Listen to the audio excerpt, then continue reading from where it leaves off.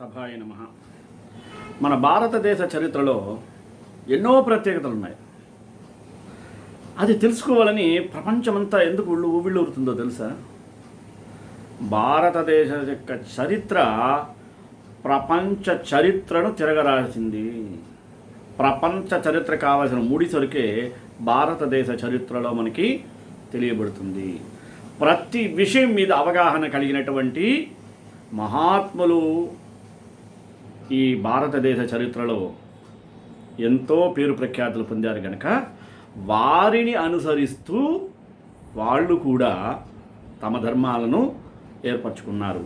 దానికి కారణం మన భారతదేశ చరిత్ర అంత గొప్పదని చెప్పుకోవడానికి మనం నిజంగా భారతీయులమైనందుకు గర్వపడాలి. అంతటి గొప్ప భారతదేశం అంటే ఒంట్లో నరనరాలు అలా పొంగి పొరలాలి, రోమాలు నిక్కపుడుచుకోవాలి. అది మన భారతదేశ గొప్పతనం. మనకు తెలియట్లేదు. మనం ఎంతసేపు పాశ్చాత్యులు గొప్ప గొప్ప అనుకుంటుంటాం. తప్పు కాదు. ఎందుకంటే భారతదేశం యొక్క సంస్కృతి ఎలాంటిది? గురు శిష్య సంబంధం గురించి చెప్పాలంటే భారతదేశం ప్రధానం. గురువు ఎలా ఉండాలి, శిష్యుడు ఎలా ఉండాలి, గురువు ఎలా ఉండకూడదు, శిష్యుడు ఎలా ఉండకూడదు. గురు శిష్య సంబంధాన్ని గురించి మనకి భారతదేశ చరిత్రలో చాలా ఉదాహరణలు ఉన్నాయి. పురాణ కాలం నుంచి కూడా. ఎందుకు అంత? సాక్షాత్ శ్రీకృష్ణ పరమాత్మయే తమ గురువు అయినటువంటి సాందీప మహర్షి దగ్గర విద్యాభ్యాసం చేశాడంటే చూడండి. సాక్షాత్ కృష్ణస్తు భగవాన్ స్వయం అయినప్పటికీ కూడా అంటే గురుముఖత రావాలి. శ్రీరామచంద్రుడు వశిష్ఠుని గురువుగా భావించి ఆయన దగ్గర నేర్చుకోవటం, విశ్వామిత్రుడి దగ్గర అస్త్ర విద్యలు నేర్చుకోవటం. చూడండి, ఎక్కడ చూసినా పురాణ కాలం నుంచి రామాయణ మహాభారతాల కాలంలో కూడా మనకి గురు శిష్య సంబంధం గురించి చాలా చక్కగా తెలియజేయబడుతుంది. పంచపాండవులకు ద్రోణాచార్యుడు గురువు. ఆయన దగ్గర విలువిద్య నేర్చుకున్నారు, అన్ని రకాల విద్య నేర్చుకున్నారు.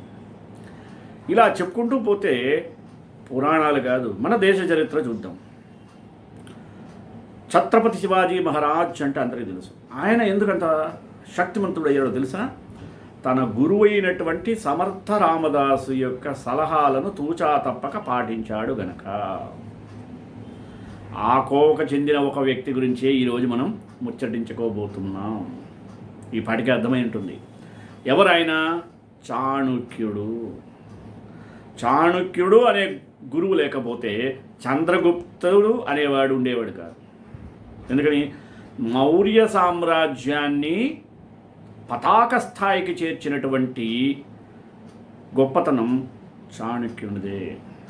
అసలు చంద్రగుప్తుని సర్వం సహా చక్రవర్తిగా చేసిన ఘనత కూడా ఈయనదే. అటువంటి చాణుక్యుని గురించి మనం తెలుసుకోవాలి. ఎందుకంటే చాణుక్యుడు అంటే మనం చాలా విషయాలలో ఏ విధమైనటువంటి భేషజాలు లేకుండా, భేదభావాలు లేకుండా అనుకున్న లక్ష్యాలను చేరడానికి సరైన మార్గాన్ని ఎంచుకొని తనను ఆశ్రయించిన వారికి ద్రోహం చేయకుండా, తనకు ద్రోహం చేసే వారిని వదిలిపెట్టకుండా ధర్మాన్ని ఆచరించగలిగిన వాడు మహాగురువు. ఆ గురువు యొక్క కోవలో చెందినవాడే మనం ఇప్పుడు చెప్పుకోబోయేటువంటి చాణుక్యుడు. ఈ చాణుక్యుని గురించి చెప్పాలంటే ఈయనకి కౌటిల్యుడు అని పేరుంది. ఇంకా ఈయన అర్థశాస్త్రాన్ని రాశాడు. మనకి పురుషార్థాలు 4 ఉన్నాయి. ధర్మ, అర్థ, కామ, మోక్షం అని 4 పురుషార్థాలు. దాంట్లో ఆయన రెండవదైన అర్థాన్ని తీసుకొని అర్థశాస్త్రాన్ని రాశాడు. ఇంతట వదిలిపెట్టాడా? రాజనీతి శాస్త్రం కూడా రాశాడు. ఆ ధర్మాలతో పాటు చాణుక్యుడు నీతి శాస్త్రం కూడా రాశాడు. చాణుక్య నీతి. ఈ రకంగా చెప్పుకుంటూ పోతే చాణుక్యుడు మనకు అందించినటువంటి శాస్త్రాలు దాని గురించి వర్ణించడం చాలా కష్టం. చెప్పనలవిగానటువంటి సామగ్రిని మనకు అందించాడు. దాన్ని మనం అందిపుచ్చుకొని దాన్ని గనక మనం పాటించగలిగినట్లయితే, మనం కాదు ఇప్పుడుండేటువంటి రాజకీయ నాయకులు కనుక చాణుక్య నీతి ధర్మ శాస్త్రాలు కనుక పాటించగలిగినట్లయితే ఈరోజు దేశం సుభిక్షంగా ఉండగలుగుతుంది. ఎప్పుడైనా రాజకీయ నాయకులు ఎవరైనా సరే, ప్రధానమంత్రి, ముఖ్యమంత్రి అయినా సరే, రాజనీతిని చాణక్య నీతి ద్వారా కనుక నేర్చుకోగలిగినట్లయితే, చాణక్యుని యొక్క అర్థశాస్త్రము రాజనీతి శాస్త్రం క్షుణ్ణంగా అభ్యసించినట్లయితే, దాన్ని గనక అమలుపరిచినట్లయితే అతడు నిజమైనటువంటి అర్హత పొందినవాడై ప్రజలతో మమైకమై గాంధీ కళల కన్నా రామరాజ్యాన్ని స్థాపించిన వాడవుతాడు. ఇది ప్రతి నాయకుడు తెలుసుకోవాల్సిన లక్ష్యం. సరే, ఈరోజు మనం ఈరోజు తీసుకున్న శీర్షిక చాణక్యుడు అర్థశాస్త్రం. దాని మీద ముచ్చటించుకునే ముందు ప్రార్థన. జ్ఞానానందమయం దేవం నిర్మలస్ఫటికాకృతిం ఆధారం సర్వవిద్యానాం హయగ్రీవముపాస్మహి. చాణక్యుడు క్రీస్తుపూర్వం 350-283 మధ్య మొదటి మౌర్య చక్రవర్తి అయిన చంద్రగుప్తుని ఆస్థానంలో ప్రధానమంత్రి మరియు తక్షశిల విశ్వవిద్యాలయం ఆ రోజులో ఉండేది. అక్కడ అర్థశాస్త్ర విభాగానికి అధ్యక్షుడుగా ఉండేవాడు. కౌటిల్యుడు, విష్ణుగుప్తుడు అని మరో పేర్లు ఉన్నాయి ఈయనకి, చాణక్యునికి. ఇతడు చతుర్విధ పురుషార్థాలలో రెండవదైన అర్థ పురుషార్థాన్ని గూర్చి అసలు అర్థశాస్త్రాన్నే రచించిన ఘనుడు చూడండి. పైగా ఇతడు రాజనీతి శాస్త్రంతో పాటు ఏమేమి రచన చూడండి, ఆర్థిక శాస్త్రం, భౌతిక శాస్త్రం, మనస్తత్వ శాస్త్రం, సైకాలజీ కూడా నిపుణుడు. తన సూక్ష్మ బుద్ధితో శత్రువులను జయించి భారతదేశంలో మొదటి చక్రవర్తిత్వాన్ని నెలకొల్పిన విధానం గురించి విశాఖదత్తుడనేటువంటి సంస్కృత మహాకవి ముద్రారాక్షసం అనే సంస్కృత నాటకంలో వివరించాడు. అతను రచించిన నీతి శాస్త్రమైతే చాణక్య నీతి పేరుతో ప్రసిద్ధి పొందింది. సంస్కృతంలో ఇతడు చాణక్య నీతి దర్పణం అనే పుస్తకాన్ని వ్రాశాడు. ఇతను ఒక బ్రాహ్మణ కుటుంబంలో జన్మించాడు. చాణక్యుని తండ్రి పేరు చణకుడు, చణకస్య పుత్ర చాణక్య వ్యుత్పత్తి. ఆయన కూడా స్వయంగా అధ్యాపకుడు కావడం వలన విద్య యొక్క విలువ బాగా తెలుసు. తక్షశిల ఆ కాలంలో ప్రపంచ ప్రఖ్యాతి చెందిన విశ్వవిద్యాలయం. ఇతడు బాల్యంలోనే వేదశాస్త్రాలను బాగా అభ్యసించాడు. అందువల్ల మహా గొప్ప మేధావీయుడు. ఇంకా ఈ సందర్భంలోనే పాటలీపుత్ర ప్రస్తావన వస్తుంటుంది. ఎందుకని? ప్రాచీన భారతదేశంలోని దేశాలన్నింటిలో మగధ రాజ్యం ప్రసిద్ధమైంది ఆనాడు. ఆ దేశం చాలా కాలం వీరాది వీరుడు, పరాక్రమవంతులు, ధర్మస్వరూపులకు రాజులకు రాజధానిగా ఉండేది. మహాభారతంలో ప్రస్తావించిన జరాసంధుడనే రాక్షసున్నాడే, అతని యొక్క రాజధాని మగధ దేశంలో ఉండేటువంటి గిరివ్రజము. ఇక్కడే బింబిసారుడు రాజగృహం పేరు గల నగరాన్ని నిర్మించాడు. తర్వాత కొంతకాలమునకు అజాతశత్రువు రాజ్యమునకు వచ్చి గంగా తీరమునందున్న పాటలి అని ఒక పల్లె దగ్గర గొప్ప కోటను నిర్మించాడు. అతని మనవడు ఉదయనుడు పాటలీదుర్గ సమీపాన పాటలీపుత్రం అనే నగరాన్ని నిర్మించాడు. ఇదే ఇప్పుడు బీహార్లో ఉండే పాట్నా. పాటలీపుత్రమును మహాపద్మనందుడు అనేవాడు రాజు తన 8 మంది కుమారుల సాయంతో పరిపాలించేవాడు. అంటే మొత్తం మహాపద్మంతో కలిపి నవనందులు అంటారు వీళ్ళని. తండ్రి ప్లస్ 8 మంది కుమారులు. ఈయనకు ఈళ, ముర అని 2 భార్యలు ఉండేవాళ్ళు.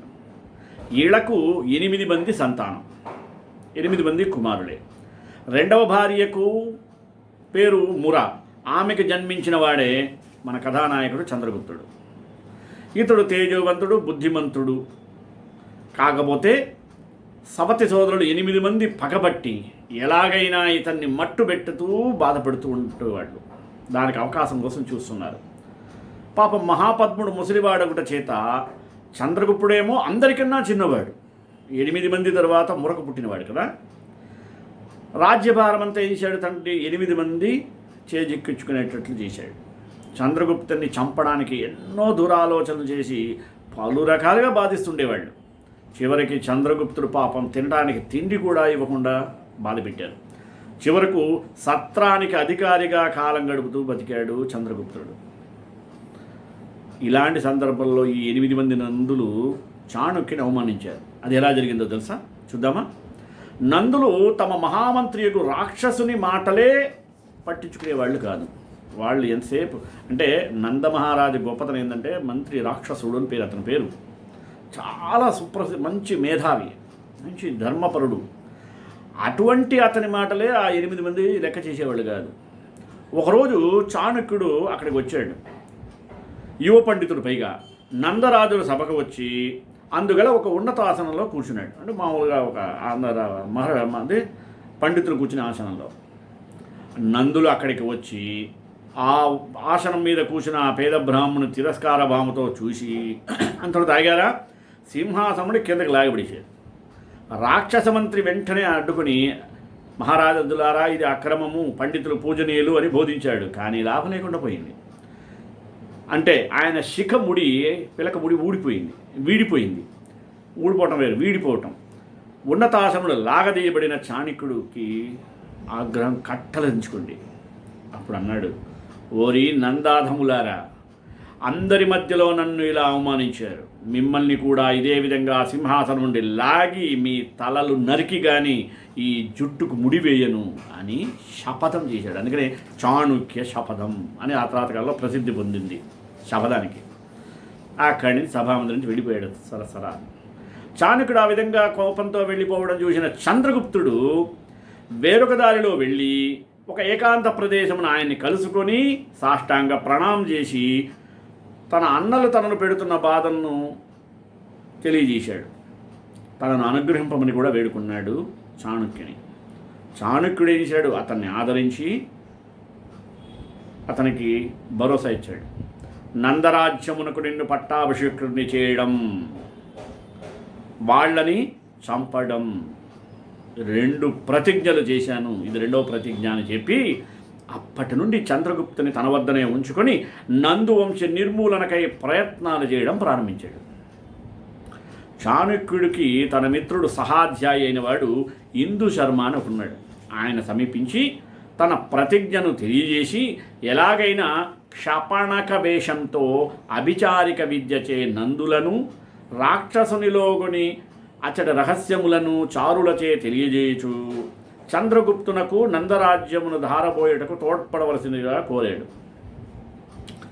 ఇందు శర్మ అందులకు అంగీకరించనందులకు దగ్గరికి వెళ్ళి చెలిమి గడించి రాక్షసుని చెంత ప్రాపకమును ఆర్జించి తలలో 4 వలె కలిసిమెలిసి ఉండి రాజ్యరహస్యమని ఎప్పటికప్పుడు చాణక్యుడు తెలియజేయుచున్నాడు.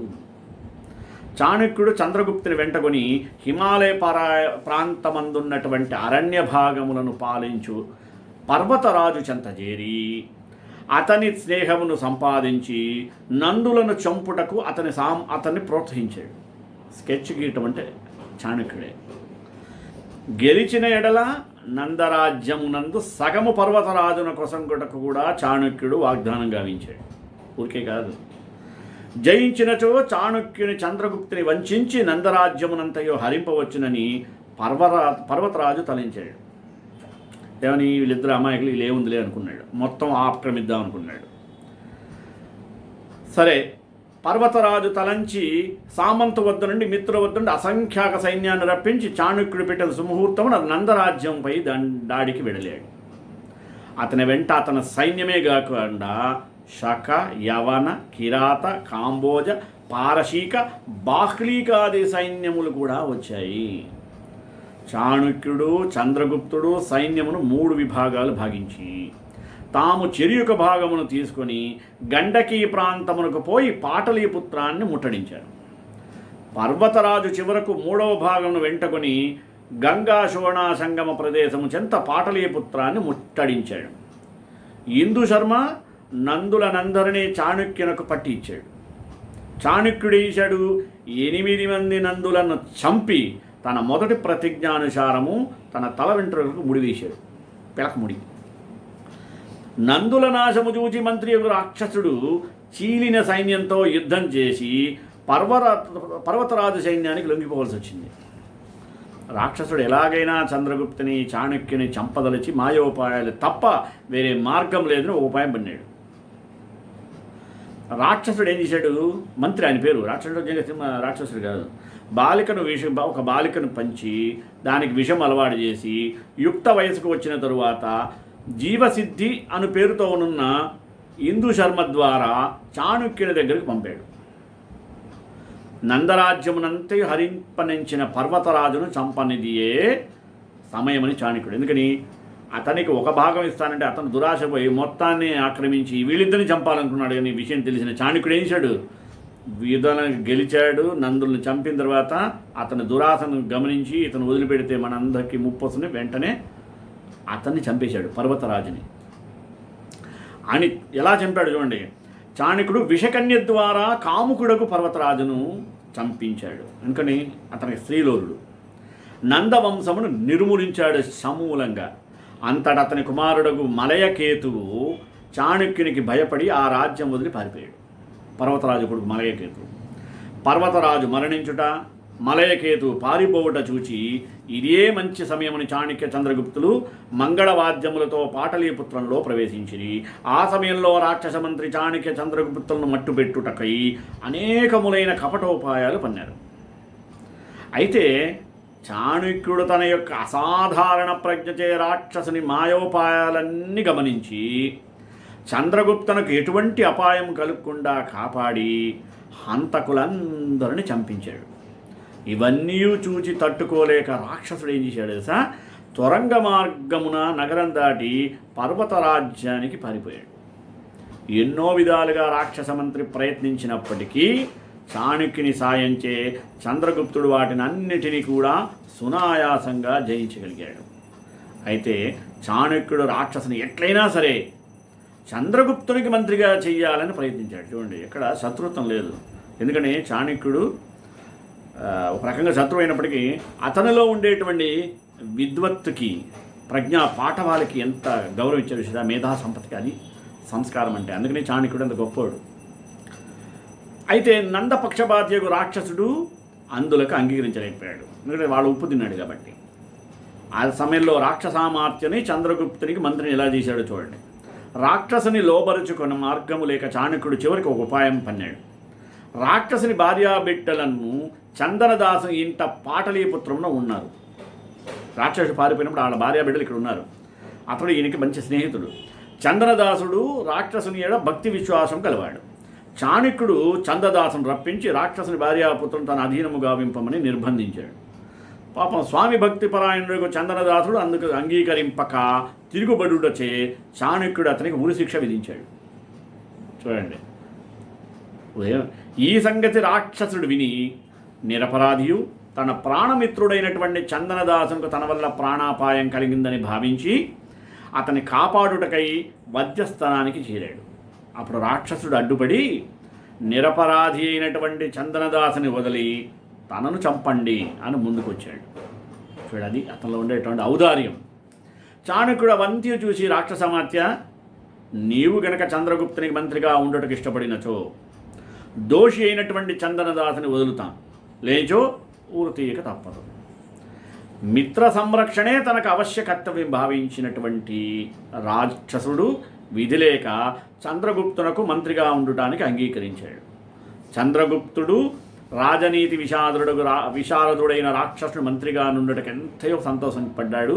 తన ప్రతిజ్ఞలను, నంద సంహారము, చంద్రగుప్త పట్టాభిషేకములను ఈ విధంగా ముగించి రాజ్యము ప్రశాంతమున నుంచి చాణక్యుడు ఆధ్యాత్మిక విచారము గావింపనించి రాజకీయ రంగము నుండి నిష్క్రమించిన తరువాత గతమంతయు మరిచిన రాక్షసుడు, అంటే ఎక్కడ పనిచేస్తే అక్కడ లాయల్గా విశ్వాసపాత్రుడుగా ఉంటాడు కనుక గతమంతా మర్చిపోయి చంద్రగుప్తునిచే అనేక దండయాత్రలను అనురింపజేసి పరాజయమే తెలియనటువంటి విజయాలతో పాటలీపుత్ర రాజ్యము మిగుల విస్తరింపజేయటే కాకుండా హిమాలయములకు అవతల మార్గంలో దుర్గమ రాజ్యం, అంటే పోవడానికి కూడా అలవిగాని రాజ్యాలన్నీ కూడా హస్తగతం చేసేటట్టు చేశాడు.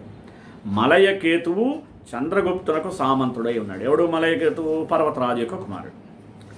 ఇప్పుడు చాణక్యుని యొక్క అర్థశాస్త్రం. ఇందులో రాజకీయ శాస్త్రాన్ని విస్తృతంగా పరిచయం చేస్తూ దానిని ఏ విధంగా సజావుగా రాజ్యాన్ని ఏలేందుకు ఉపయోగించుకోవాలి, యుద్ధాల్లో పరదేశీయులతో చేసే మంతనాల్లో ఎలాంటి విధానాన్ని చేపట్టాలి, వేగులు గూఢచారుల వ్యవస్థ ఎలా నడపాలి, వివిధ అవసరాలకు నిఘా వ్యవస్థ ఎలా అమర్చుకోవాలి, రాజ్య ఆర్థిక స్థిరత్వానికి ఏం చేయాలి మొదలగు అంశాలను వివరంగా చెప్పాడు. కౌటిల్యుడు తన ధర్మనీతి అర్థశాస్త్రాలకు ఆధారం బృహస్పతి, ఉషణసుడు, ప్రాచేతసమనువు, పరాశరుడు, అంబి మొదలగు వారు ప్రతిపాదించిన పాలనాతత్వ శాస్త్ర గ్రంథాలని చెప్పుకుంటుంటాడు. తనను తాను పాలన తత్వశాస్త్రవేత్తల యొక్క వంశానికి చెందినవానిగా చెప్పుకుంటూ తన తండ్రి చణకుడు కూడా గొప్ప పాలనాతత్వ శాస్త్రవేత్త అని సందర్భంలో పేర్కొన్నాడు. అర్థశాస్త్రములో ఒక ముఖ్య సిద్ధాంతం, దాన్ని బాగా గుర్తుపెట్టుకోండి, మండలయోని అంటారు. ఏందా మండలయోనిలో? సంక్లిష్టమైన రాజమండలాన్ని కౌటిల్యుడు సృష్టించాడు. రాజ్య అవతరణ మొదటి దశలో చిన్న చిన్న రాజ్యాలు పెద్ద పెద్ద రాజ్యాలుగా రూపొందడం కొరకు ఏమవుతాయి? సంఘర్షణలు, యుద్ధాలు తప్పనిసరి అయినాయి. చిన్న రాజ్యాలు పెద్ద రాజ్యాలుగా ఏర్పడాలనే కాంక్షకు కారణము సాంఘికంగా, ఆర్థికంగా, రాజకీయంగా సుస్థిరమైన దృఢమైన రాజ్యంగా ఏర్పడవలసిన ఆవశ్యకతను ప్రజలు గుర్తించటే అంటాడు కౌటిల్యుడు. మండల యోనిలో రాజ్య విస్తరణ సాధించడమే కాకుండా వివిధ రాజ్యాల మధ్య రాజ్యాధికార సమతౌల్యతను సాధించడం ఎట్లా ఈ సిద్ధాంతం కూడా వివరిస్తుంది. వివిధ రాజ్యాలతో కూడిన రాజమండలంలో బాహ్యంగా ఏకాంతంగా ఉన్న రాజ్యాలను నేమిగా,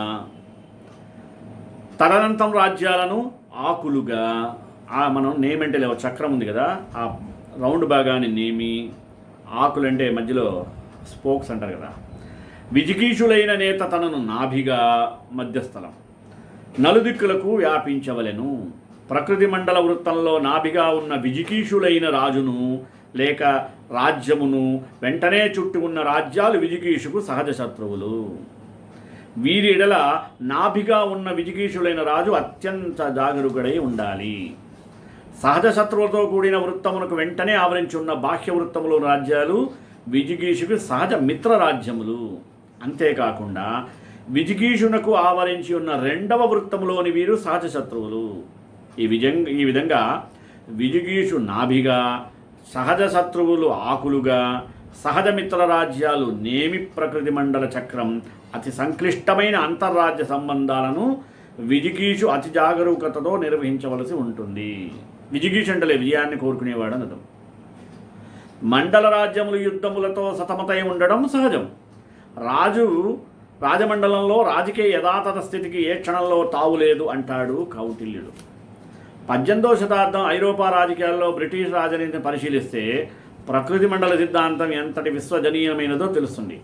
ఫ్రెంచ్ దేశపు 14వ లూయి తన మనవుడైన ఫిలిప్కు స్పెయిన్కు రాజుగా చేసినప్పుడు ఇంగ్లాండ్ ఐరోపా రాజకీయాధికార ఛత్రాన్ని సమతుల్యం చేయడం కొరకు నెదర్లాండ్, జర్మనీ, పోర్చుగల్, డెన్మార్క్ కుటుంబంతో చేతులు కలిపి ఫ్రెంచ్ సామ్రాజ్య విస్తరణ కాంక్ష ఎప్పుడది 1701, 1714 మధ్య కాలంలో స్పానిష్ యుద్ధాలతో దెబ్బతీసింది. ఇప్పుడు తక్షశిల విశ్వవిద్యాలయం గురించి తెలుసుకున్నాం. తక్షశిల విశ్వవిద్యాలయం పురాతన భారతదేశపు అత్యున్నత విద్యాలయాల్లో ఒకటి. ఇందులో చదివిన వాళ్ళలో అశోక మహారాజు కూడా ఉన్నాడు. అశోక చక్రవర్తి అంటాం కదా. ఇది భారతదేశంలోనే కాదు ప్రపంచంలోనే గొప్ప విశ్వవిద్యాలయం చెప్పొచ్చు. స్వర్ణయుగంలో తత్వవేత్తగా, ఆర్థికవేత్తగా, ఆచార్యుడిగా మన్నలు అనుకున్న వ్యక్తి చాణక్యుడు. కౌటిల్యుడు రచించిన రాజనీతి గ్రంథం అర్థశాస్త్రంగా ప్రసిద్ధి చెందింది. గుప్తుల కాలాన్ని స్వర్ణయుగంగా పేర్కొంటాడు. ఆ కాలానికి చెందిన చాణక్యుడు తన అసమాన ప్రతిభా పాటవాలతో గుప్త సామ్రాజ్యంలో సుస్థిర పాలనకు బీజం వేశాడు. తత్వవేత్తగా, ఆర్థికవేత్తగా, ఆచార్యునిగా మన్ననలు కూడా అందుకున్నాడు కౌటిల్యుడు.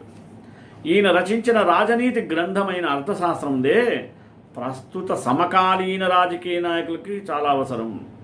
భారతీయ అర్థశాస్త్ర పితామణిగా ప్రసిద్ధి కాంచిన చాణక్యుడి యొక్క రాజనీతి, అర్థశాస్త్రాలను ఆకళింపు చేసుకున్నాడు ఆయన తెలియజేసిన చాలా సూత్రాలు ఇప్పుడు సమాజానికి చాలా ఉపయోగపడతాయి. తెలివైన వారికి శత్రువులను కూడా మిత్రులు చేసుకునే విశిష్ట లక్షణం ఉంటుంది. మంచి ప్రవర్తనకు చాణక్యుడు ఎక్కువ ప్రాధాన్యత ఇచ్చాడు. ప్రవర్తనే వ్యక్తి తెలివైనవాడా కాదా అనే అంశాన్ని నిర్ధారిస్తుందని తెలిపాడు. అందుకనే కదా నందవంశ రాజు యొక్క మంత్రి అయినటువంటి రాక్షసుణ్ణి, శత్రు దేశపు మంత్రి అయిన అతనిలో ఉండేటువంటి మేధాశక్తిని గుర్తించి చంద్రగుప్తునికి ఎలాగైనా మంత్రిగా చేయాలని ఎన్ని సమస్యలు సృష్టించి ఒప్పించాడు. వ్యక్తి యొక్క విద్యాపరమైన విజ్ఞానంతో పాటు ఆచరణాత్మక జ్ఞానానికి కూడా కౌటిల్యుడు అధిక ప్రాధాన్యత ఇచ్చాడు. ఎవరికంటే ఎవరు గొప్ప వారు కాదని తెలిపాడు. ఇతరుల చేతులు ధనం ఉంటే మనకు ఉపయోగం ఎలా ఉండదో అలాగే విజ్ఞానం కూడా పుస్తకాల్లో బందీ అయిపోతే హరికి ఉపయోగం లేదని తెలియజేశాడు. తెలివైన వాడు తన తోటి వారికి తగిన గౌరవం ఇస్తాడు. జ్ఞానం ఉన్నా దాని వలన ఎవరికి ఎలాంటి ఉపయోగం కానీ లేకపోతే అతడు పనికి మాలినవాడు, తెలివి తక్కువవాడు. ప్రపంచంలో తెలివైన వ్యక్తులకు శత్రువులు ఉన్నారా? ఒకసారి ఊహించుకోండి. ఓ సాధారణ మనిషికి జీవితంలోని కొన్ని విషయాలపై మాత్రమే నియంత్రణ ఉంటుంది. చాలా విషయంలో ఇతరుల సహాయం లేనిదే ముందుకు నడవలేడు. అదే తెలివైనవాడు కొన్నిసార్లు అనవసరమైన విషయాలను పక్కన పెట్టి ముఖ్యమైన లక్ష్యాలను చేరుకోవడానికి ఎలాంటి భేషజాలు లేకుండా పనిచేస్తాడు. ఉత్పాదక విషయాలపై దృష్టి కేంద్రీకరించి వాటి కోసమే శక్తిని వినియోగిస్తాడు. ప్రతి అంశాన్ని ప్రతిష్టకు ముడిపెట్టి కాలాన్ని దుర్వినియోగం చేసుకుంటారు. అసలు ఇంతకీ ప్రతిష్ట అంటే ఏంటో తెలుసుకోవాలి. అహానికి మరో పేరే ఇది. కాబట్టి దీన్ని అంతగా పట్టించుకోవాల్సిన అవసరం లేదంటాడు. దీనివల్ల ఒరిగేది ఏమైనా ఉందా? అలాగే కనీసం ఒక ముద్ద కూడా పెట్టలేదు కదా, దాని గురించి ఎందుకంటాడు కౌటిల్యుడు. అధికారంలోకి రావాలంటే అణచివేతకు గురైన వర్గాలలో ఆశలు రేకింతంచాలి. భయపడుతున్న వారిని మరింత భయపెట్టాలి సూచించాడు. అంటే వాళ్ళని భయం పోగొట్టడం కాదు, భయపెట్టాలి. అయితే మాట అంటారు. అత్యాశతో ఉన్నవారికి లాభాలతో ఎరవేయాలి. అప్పటికే అధికారంలో ఉన్న నాయకులను పదవిలో నుంచి దించేయాలంటే ఆయన చుట్టూ ఉన్నవారిని కొనేయాలి. ఇప్పుడు జరిగేది కూడా అదే అనుకోండి. ఇప్పుడు రివర్స్లో జరుగుతుంది. ప్రత్యర్థి బలంగా ఉంటే అంతకంటే శక్తివంతమైన వారితో జతకట్టాలని, ఇద్దరు సమఉజ్జీలైతే వారికి విభేదాలు సృష్టించి బలహీనపడిన వారిని గుప్పిట్లో ఉంచుకోవాలి. ప్రజాభీష్ట ప్రకారం పరిపాలించినప్పుడు ఆదరణ లభిస్తుందని తెలిపారు చాణక్యుడు తన అర్థశాస్త్రంలో. ఏ రకంగా చూసినా చాణక్యుడు వెనకడుగు వేసే ప్రసక్తే లేదు. పైగా కౌటిల్యుని అర్థశాస్త్రంలో ఏ దేశములో ప్రధానమంత్రి పాకలో ఉంటాడంటే పూరి గుడిసెలో ఉండునో ఆ దేశ ప్రజలు సుందరమైన భవనంలో ఉంటారు. ఏ దేశ ప్రధాని ఆకాశమునంటూ సౌధములో ఉండునో ఆ దేశ ప్రజలు గుడిసెల్లో ఉంటారండి. ఇప్పుడు జరిగేదేగా. చాణక్య నీతియే గాక చాణక్యుని రచనలో కౌటిలీయ అర్థశాస్త్రం మొదలగు గ్రంథాలు ఉన్నాయి. రాజనీతి సంబంధమున కౌటిలీయ అర్థశాస్త్రం అద్భుతమైన గ్రంథము. ఆయన రచన కొన్ని చూద్దాం. వృద్ధ చాణక్య అని రాశాడు ఆయన. దీనిలో 8 అధ్యాయాలు 124 శ్లోకాలు ఉన్నాయి.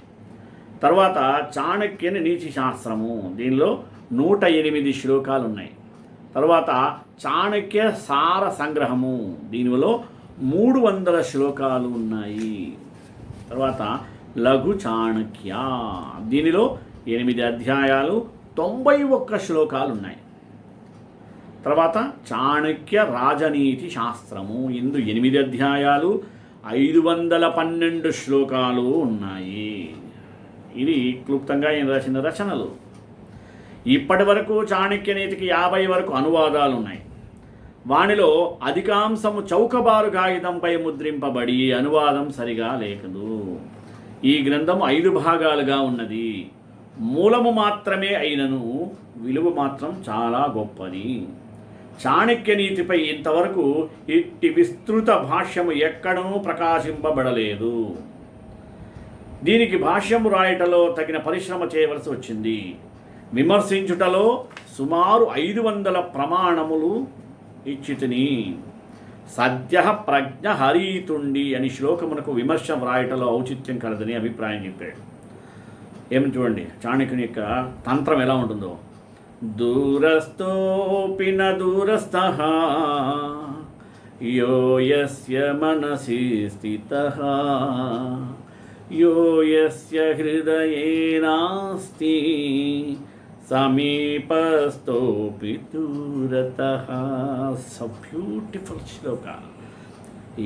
ఎవరి మనసులో స్థిరంగా ఉంటాడో ఒకవేళ అతను దూరంగా ఉన్నా కూడా దగ్గరగా ఉన్నట్టు లెక్క. ఎవడు దగ్గరగా ఉన్న హృదయంలో స్థానం లేదనుకో వాడు దగ్గరకు ఉన్న దూరంగా ఉన్నట్టే లెక్క. ఇంకా చెప్పాలంటే వివరంగా, భార్య పుట్టింటిలో ఉన్నప్పుడు ఎల్లప్పుడూ భర్తనే ధ్యానిస్తుంది అనుకుందాం. ఈ విధముగా భర్త దూరంగా ఉన్నా తన దగ్గరే ఉన్నట్టు భావిస్తుంది. జీవునకు శ్వాస ఎంత దగ్గరగా ఉన్నా పరమేశ్వరుడు అంత సమీపంలోనే ఉంటాడు. అయినను పరమేశ్వరుని కొరకు ప్రేమ లేదు, శ్రద్ధ లేదు, ఆయనను పొందాలనే తపన లేదు, ప్రీతి లేదు. మరి అట్టి మనుషునికి పరమేశ్వరుడు మిక్కిలి దూరంగా ఉంటాడు. అందుకే వేదములో తద్దూరే తద్వంతికే, ఆ పరమాత్మ యోగులు కాని వారికి, విద్వాంసులు కాని వారికి దూరముగా ఉన్నాడు. ధర్మాత్మలకు, విద్వాంసులకు, యోగులకు దగ్గరగా ఉన్నాడు. ఇక చక్కటి శ్లోకం చెప్పాడు చూడండి చాణక్యుడు. ఏమని? యస్య చాప్రియమిచేత తస్య భూయాత్ సదా ప్రియం వ్యాధో మృగవధం కర్తుం గీతం గాయతి సుస్వరం. ఎవరిని గూర్చి కీడు చేయజలుచుచున్నారో అతనికి ఎల్లప్పుడూ ప్రియవచనమునే చెప్పాలి. అంటే సమ్మగా మాట్లాడి చంపేయడం. బోయవాడు లేడిని జింకను చంపాలని చేస్తాడు. మంచి స్వరంతో కూడిన పాటను పాడతాడు. ఆ స్వరమునకు లోబడిన లేడిని సమీపించినప్పుడు చంపేస్తాడు. అనగా బహేదమిత్రం స్కందేన యావత్ కాలస్య పర్యయః తతః ప్రత్యాగతే కాలే బింద్యాద్గడమివాశ్మని. తనకు తగిన సమయము లభించినంత వరకు శత్రువును తన భుజస్కందములపై మోయాలి. గుర్తు పెట్టుకోండి, అవకాశం వచ్చే వరకు అతనికి ఆదర సత్కారములు చేయాలి. అనుకూల సమయం దొరకగానే రాతిపై కొండను పగలగొట్టినట్లు అతన్ని నశింపజేయవలెను. ఇట్లు చెప్పుకుంటూ పోతే చాణక్యుని యొక్క నీతి చాలా ప్రశస్తమైనది.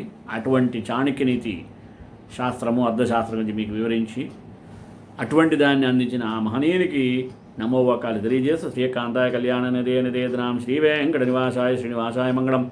మంగళాశాసనపరే మదాచార్య పురోగమై సర్వైష పూర్వైరాచార్యే సత్కృతాయాస్తు మంగళం.